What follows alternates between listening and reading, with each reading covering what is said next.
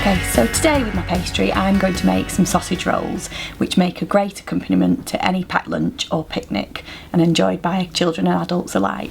My basic pastry recipe uses 200 grams of the mix, which is less than half a packet, so I'll still have enough left to perhaps make a batch of muffins and some pancakes or a pizza base, so one box of mix really does go quite a long way. Before you start, just make sure you've got all your ingredients weighed and ready. So in the bowl here I've got 200 grams of the gluten-free white mix. I've then got 100 grams of hard margarine and lard, so 50 grams of each, a medium beaten egg and some cold water to mix the pastry dough together. So start by adding your cold hard fats to the mix. It's really important with the pastry to keep your fats as cold and as hard as possible, so leave them in the fridge until you're just about to use them and then just cut them into small cubes ready to rub those fats in. I'm then going to start to rub them in just using your fingertips. And what we want to achieve is a coarse breadcrumb. It's not as important as with traditional pastry to get to the fine breadcrumb stage, so just a coarse breadcrumb is perfect. So just lightly rub them in with your fingertips and keep the mixture moving around the bowl rather than picking the same piece of fat up and rubbing that in again. We tend to use a combination of hard margarine and lard, the hard margarine for flavour and the lard for shortness.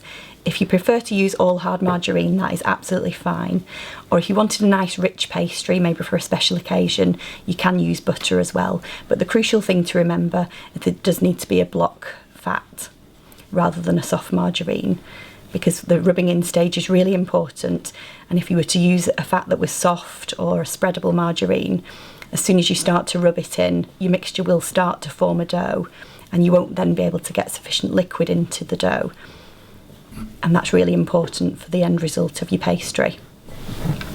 Okay, so we've rubbed that in, and any larger lumps that haven't been quite incorporated will be incorporated later when we knead the pastry as you would with a bread dough, which is where it differs so much from traditional pastry. The next ingredient I'm going to add is a medium egg. By adding the egg, you're adding some structure into the pastry, and where there's no gluten present to provide that structure, the egg will help to bind and provide that structure. So just give that a quick stir in with your knife, and I'm then going to start to add cold water. Again, as with your fats, make sure your water's nice and cold, and I always add it a tablespoon at a time. And then get your hands in, start to move the mixture around the bowl. Try not to force it together, it will start to form a dough of its own accord once you have added sufficient liquid. I usually find with the white mix I add between 2 and 3 tablespoons, but always add it gradually because it will differ each time you make it.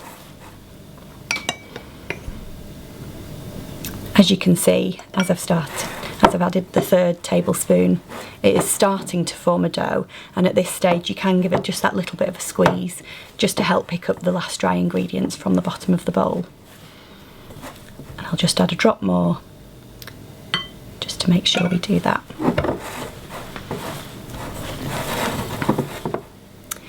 So as you can see, the dough is quite crumbly at this stage, so this kneading stage is really crucial. This may seem really strange, but gluten-free pastry actually benefits from being handled, and by kneading the pastry dough it'll be much easier to work with, and the texture will change from being crumbly to nice and smooth and pliable. So just on a surface lightly dusted with mix, just start to knead your pastry as you would with a bread dough.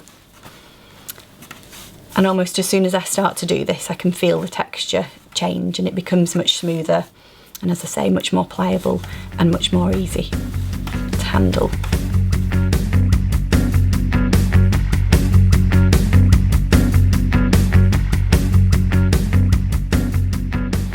Okay, so today with my pastry I'm going to make some sausage rolls which make a great accompaniment to any packed lunch or picnic and enjoyed by children and adults alike.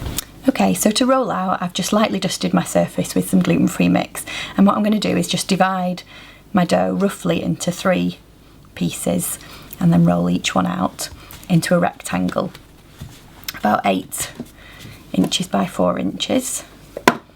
So just your rolling pin as well, and then just using smooth sharp strokes just roll that out and just keep the piece moving on your surface so that it doesn't stick to the surface, and just roughly roll that out, ready to to line with your sausage meat.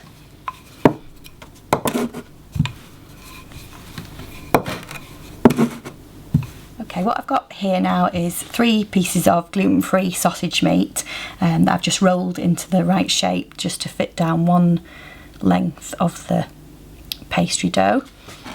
And I'm just going to brush this edge with a little bit of egg wash just to help it stick when we fold the pastry dough over the top, like so. And just press down with your fingertips to seal the edges. And if there's any surplus, you can always just trim it to neaten it up with a sharp knife. Okay, I'm then going to cut that into small sausage rolls. You can either do 2 or 3 large ones from that piece, but today we're just going to do some mini ones, which are nice bite size.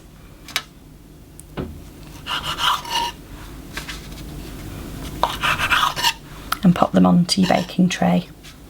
Brush those again with a little bit of egg wash to give them a nice glaze in the oven. And then I'm going to repeat that with the rest of my pastry dough and my gluten-free sausage meat here. So this will make about 24 mini sausage rolls, or as I say, you can make fewer larger ones if you prefer. I've now got my 24 little sausage rolls cut, glazed and ready to bake. So I'm just going to pop these into a preheated oven around 190 degrees, which is gas mark 5, just for about 10 to 15 minutes if you're making the small ones. If you're making the larger ones, they'll need more like 15 to 20 minutes. So I'll pop those in and then we'll be ready to go. And now here we've got our freshly baked sausage rolls, perfect for your picnic and packed lunch. Dollop of ketchup, perfect. Just delicious.